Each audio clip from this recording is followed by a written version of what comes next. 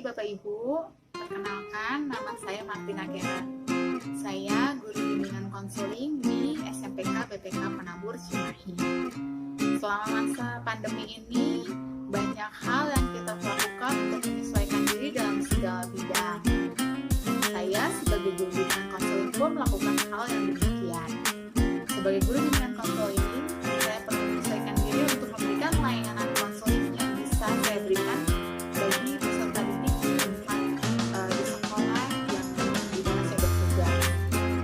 Hari ini saya mau mencoba untuk berbagi mengenai layanan bimbingan konseling yang saya berikan bagi peserta didik saya di sekolah. Ya, Bapak Ibu, ada beberapa layanan yang bisa kita berikan. Layanan bimbingan konseling yang bisa kita berikan selama masa pandemi ini. Ini saya berikan contoh layanan dasar yang bisa kita berikan menggunakan Google Classroom. Ini Google Classroom dari kelas yang saya ampu, kelas 7, dan materi yang saya sudah berikan kepada peserta didik saya.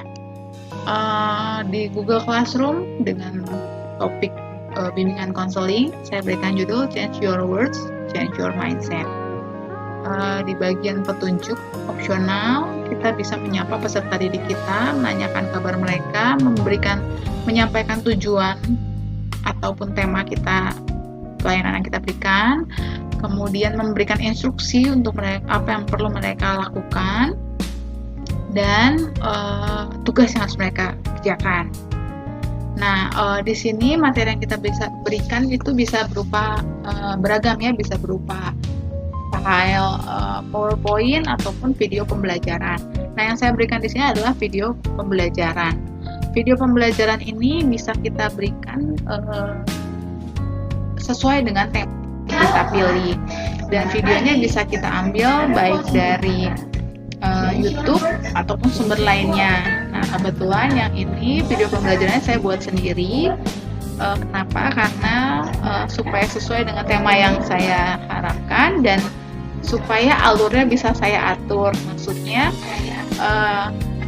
dalam video ini kita bisa susun bagaimana kita memberikan layanan dari tahap awal ketika kita menyapa peserta didik, mempersiapkan mereka untuk siap belajar, kemudian masuk ke tahap inti yaitu memberikan materinya, dan bahkan ke tahap penutup dan evaluasi bisa kita ringkas dalam satu video yang kita buat. Ketika kita membuat video pembelajaran, kita bisa menggunakan beragam aplikasi yang ada. Saya ini menggunakan aplikasi InShoot untuk membuat videonya. Dan untuk materinya seperti ini, slide-slide PowerPoint yang saya buat ini saya buat dengan menggunakan aplikasi SparkPost ataupun aplikasi Canva. Sehingga bisa lebih menarik untuk dilihat atau ditonton oleh peserta didik kita. Kenapa saya pilih menggunakan video pembelajaran sendiri? Supaya mereka bisa melihat kita.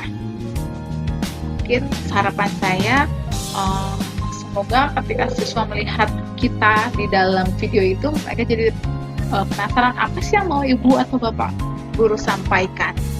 Begitu, ini salah satu contoh video yang saya buat sesuai tema layanan atau tema materi yang saya berikan kepada peserta didik saya.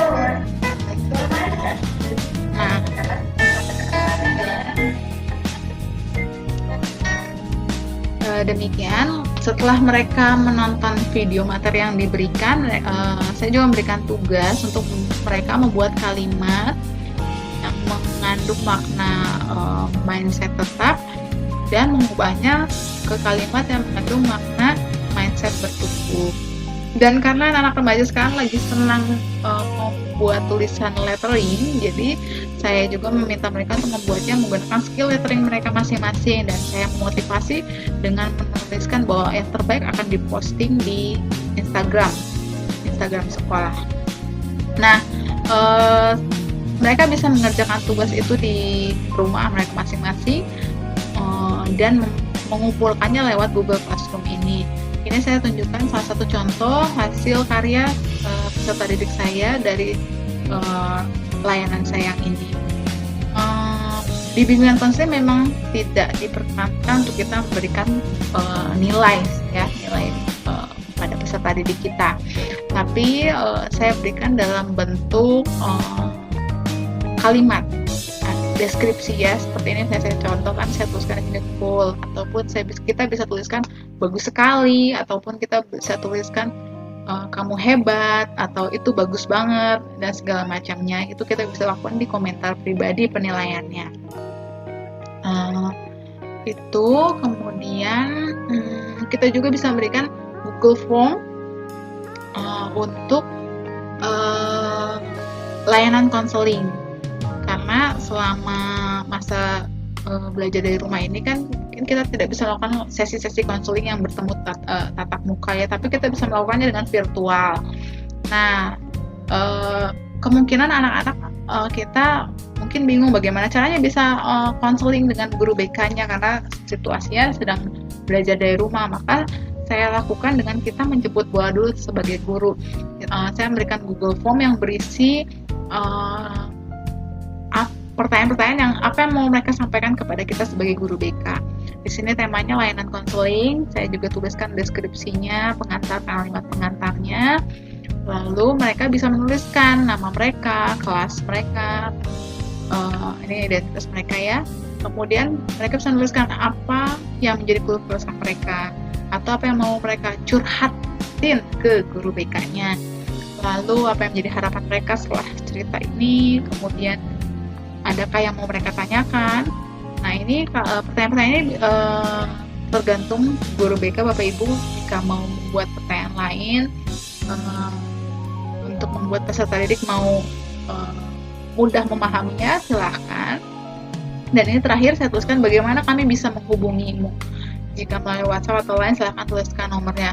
Karena ketika kita sudah menampung apa yang mau dikonselingkan oleh peserta didik kita, tentu kita juga harus melakukan tindak lanjutnya. Nah, tindak lanjutnya bisa kita lakukan melalui WhatsApp ataupun Line, karena anak remaja sekarang banyak yang menggunakan Line, dan kita bisa membangun sesi konseling melalui aplikasi tersebut.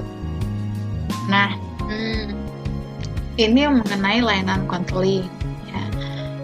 Lalu selain layanan dasar maupun layanan konseling yang saya berikan ini, saya juga memberikan Google Form. Saya dan tim BK saya juga memberikan Google Form untuk kebutuhan mereka apa sih, apa yang mereka ingin guru BK-nya sampaikan, materi yang mereka ingin guru BK-nya sampaikan. Dan akhirnya kami membuat tema tentang kesehatan mental. Setelah mereka memberikan pertanyaan-pertanyaan melalui Google Form, kami rangkum pertanyaan-pertanyaan tersebut dan kami jawab melalui live streaming di YouTube, sehingga mereka bisa menonton secara langsung, mendengarkan penjelasan kita secara langsung, bahkan bertanya secara langsung. Ini temanya Q&A Mental Health Problem. Ini pertanyaan yang ada di sini di layar ini adalah pertanyaan dari peserta didik kami, Bapak Ibu. Jadi melalui Google Form yang kami berikan, mereka menuliskan pertanyaan ini. Ada banyak pertanyaan lain, ini salah satunya. Dan saya dengan tim BK saya menyampaikan jawaban versi kami, gitu. Dan ini live, dan peserta didik bisa bertanya secara langsung seperti ini, bisa menyapa kami secara langsung.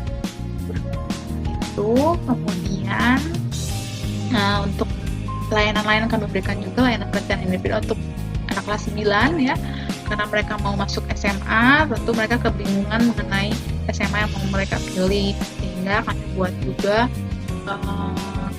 live streaming juga. Kami mengundang ini alumni yang berasal dari SMA berbeda, ada yang dari SMA 2 Cimahi, ada yang dari SMA Negeri 1 Cimahi, ada yang dari SMK, ada pula yang dari SMA swasta. Dan mereka di sini bisa saling ngobrol, pengalaman mereka di SMA bagaimana, masuk SMA bagaimana, dan di sini peserta didik kami bisa juga bertanya secara langsung. Ini temanya saya berikan ngobrolin sekolah lanjutan. Kenapa temanya seperti ini? Supaya lebih kena ke anak-anak remaja. Seperti itu. Ini beberapa dari layanan yang saya berikan.